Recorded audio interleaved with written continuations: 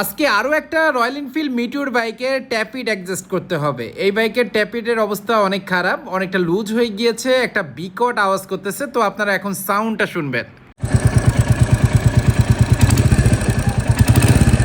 আপনারা ইতিমধ্যে এই মিটিওর বাইকের বাজে একটা নয়েজ শুনলেন, সেই নয়েজটা আর থাকবে না যখন আমরা নতুন করে এটা রিপেয়ার করে দেব। দেখতে পাচ্ছেন সিট ট্যাঙ্কি হেডের যে ক্যাপটা আছে সব কিছু খুলে আমরা ট্যাপিটের যে অ্যাডজাস্টমেন্টটা আছে সেটা আমরা পারফেক্ট করব।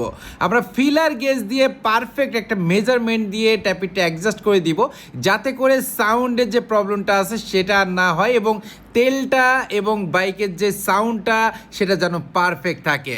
আমাদের রকার অ্যাডজাস্ট হয়ে গিয়েছে, এখন আমরা টাঙ্কিটা লাগাই দিচ্ছি আর সব কিছু কমপ্লিট করার পরে যে স্মুথ সাউন্ডটা আছে সেটা এখন আপনারা শুনবেন। সো আমরা বাইকটার ট্যাপিট অ্যাডজাস্ট করে দিয়েছি, এখন আমরা সাউন্ডটা একটু চেক করব। ট্যাপিট অ্যাডজাস্ট করার পরে সাউন্ডটা কেমন আসছে। এই যে স্মুথ একটা সাউন্ড কিন্তু অলরেডি শোনা যাচ্ছে। তো নর্মালি এটা 2000 চালানোর পরে এই সমস্যাগুলো হয়।